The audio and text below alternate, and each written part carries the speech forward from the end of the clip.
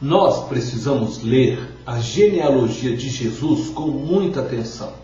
Na verdade, a maioria das pessoas pula estes textos de genealogias. Reconheço que se torna cansativo ler a expressão gerou. Entretanto, não podemos passar por cima da árvore genealógica de Jesus. Ela é importante porque nos mostra que Jesus é descendente direto de Davi. Portanto, tinha sangue azul, isto é, possuía direito legal de ser reconhecido como rei de Israel. Também é muito importante porque ela é uma genealogia de inclusão e não de exclusão. Vejamos por que é uma genealogia de inclusão.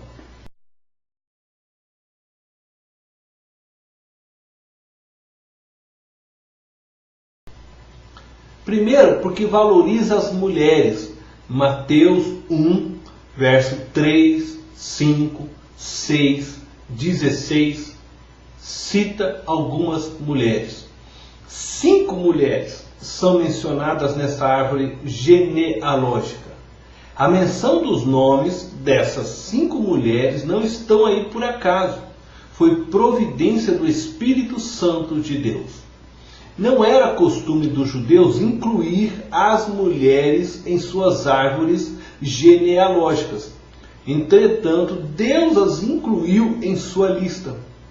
A sociedade pode desvalorizar as mulheres, podem recriminá-las por serem do sexo mais frágil, mas Deus as valoriza.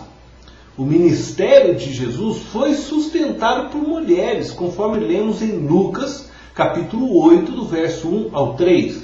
E não era somente homens que seguiam a Jesus, mulheres também o seguiam. O que seria da história da igreja sem as mulheres? Paulo, ao contrário do que muitos pensam, valorizava o trabalho das mulheres. Podemos ver isso em Romanos, capítulo 16, do verso 3 ao 4, no verso 12 e no verso 13. Também em Colossenses, capítulo 4, verso 15. Paulo cita diversas mulheres que cooperavam em seu trabalho. Chega a dizer que uma delas era como uma mãe para ele. Paulo valorizava o trabalho das mulheres, contudo, compreendia que dentro da igreja existe uma ordem e não uma hierarquia que precisa ser respeitada. Deus é Deus de ordem e não de confusão.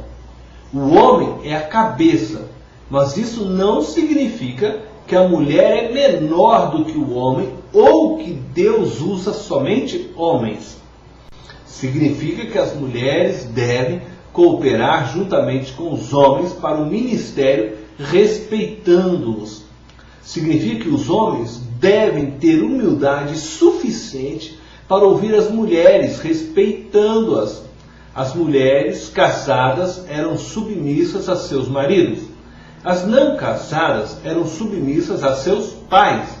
E elas deveriam viver na igreja da mesma forma que em casa. As mulheres perguntavam a seus maridos, davam suas opiniões a seus maridos, e eles falavam em nome da família. Se falasse alguma bobagem, ele era responsável. As mulheres eram sempre preservadas, mas não desvalorizadas. As 5 mulheres representam inclusão de diversos tipos de pessoas na família de Jesus, isto é, na família de Deus.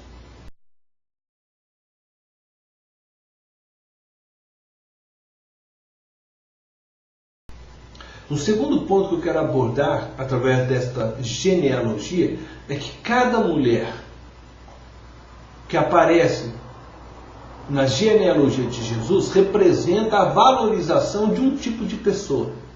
Temos de tudo na linhagem de Jesus.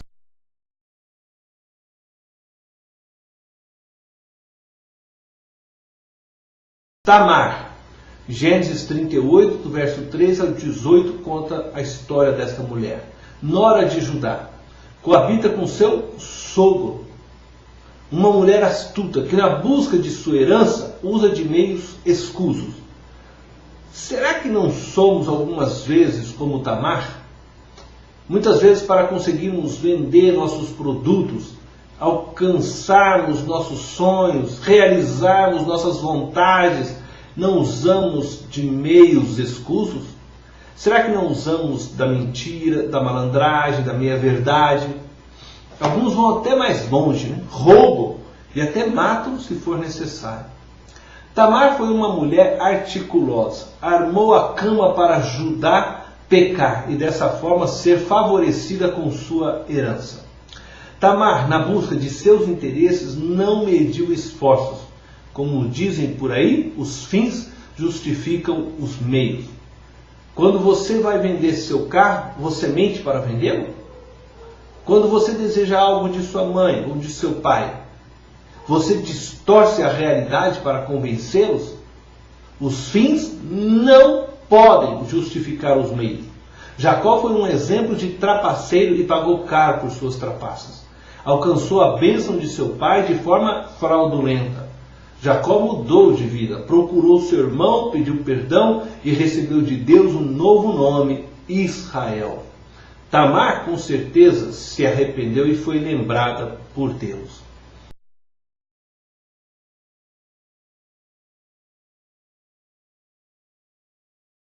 A outra mulher que aparece na genealogia de Jesus é Raabe. Sua história está no livro de Josué, capítulo 2, verso 1, e do verso 8 ao 11. Raabe era uma prostituta, estrangeira. Raabe tinha um grande problema, ser estrangeira. Para os israelitas, nenhum gentil merecia sua misericórdia. Os israelitas eram um povo racista, em virtude de serem extremamente nacionalistas, preconceituosos, possuíam uma visão errada da relação de Deus com os gentios. Raabe, para piorar a situação, era prostituta. Pecado que para os israelitas era condenado com pena de morte. Possivelmente Raabe prostituía-se para poder manter sua família.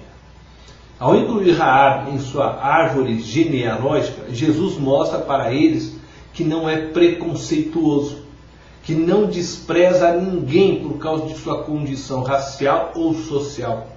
Não importa se você tem dinheiro ou se você não tem dinheiro, e não importa o que você fazia ou o que você fez até hoje, Ele quer que você seja incluído em sua árvore genealógica. O que importa é o que você vai fazer daqui para frente, uma vez que conheceu o amor de Jesus.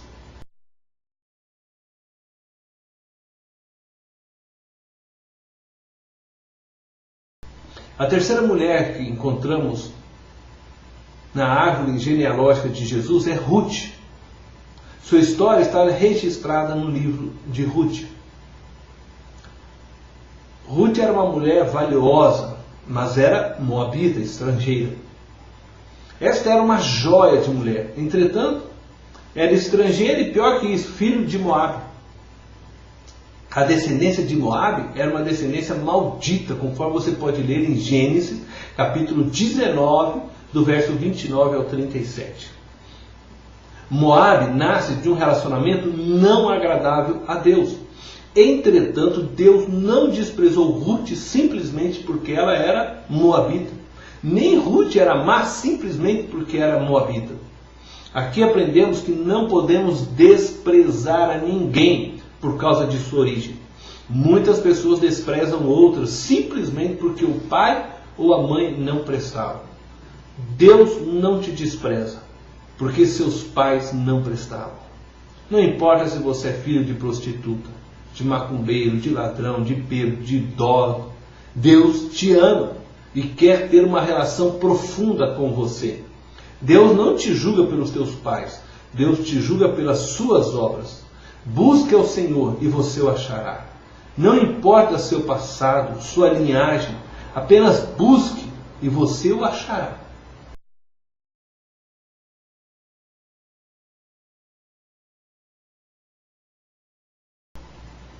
A quarta mulher que aparece na linhagem de Jesus é Betseba ou Batseba.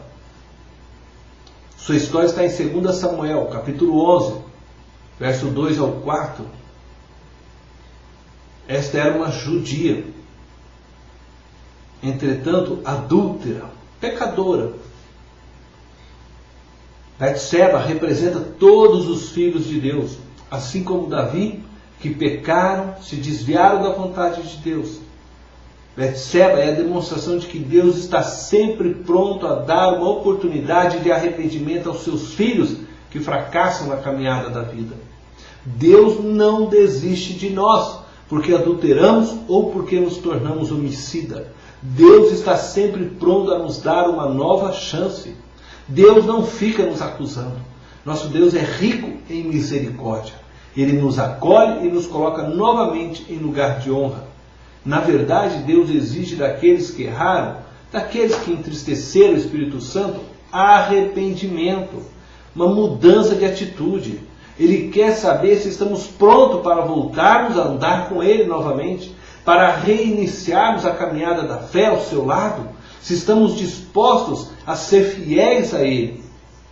Olhe para Pedro, que negou Jesus por 3 vezes, mas não foi rejeitado.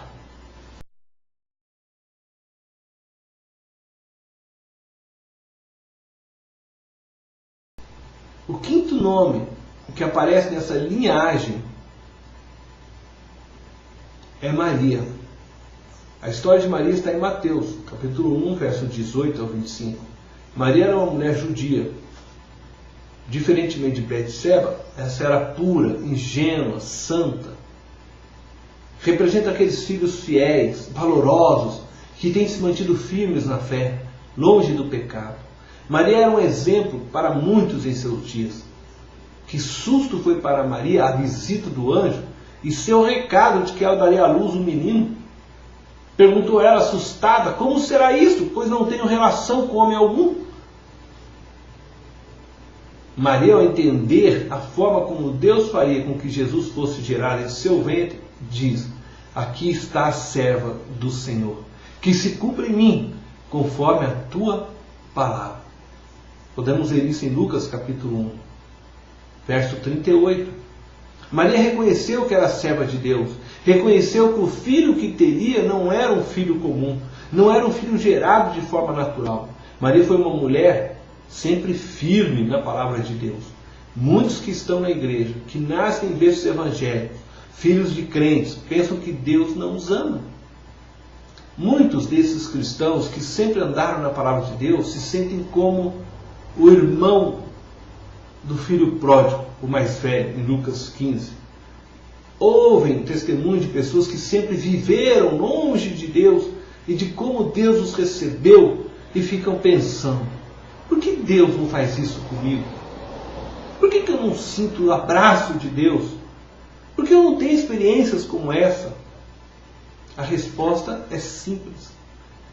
Porque você tem tido uma vida constante com o Senhor. Deus não precisa fazer milagres todos os dias em sua vida para que você se sinta amado ou amada. Deus não precisa fazer cair fogo do céu para que você creia que Ele realmente te aceitou. Mas se você deseja, peça a Ele, diga ao Senhor: Pai, eu quero experimentar do sobrenatural, eu quero novas experiências contigo, quero ouvir tua voz. A palavra de Deus diz: até agora nada tendes pedido em meu nome. Pedi e recebereis, para que vossa alegria seja completa.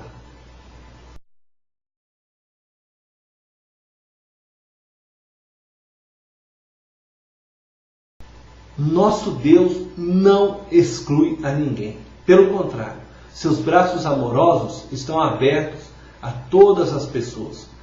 Não importa a sua origem, não importa de onde você veio, o que fez, Deus te ama.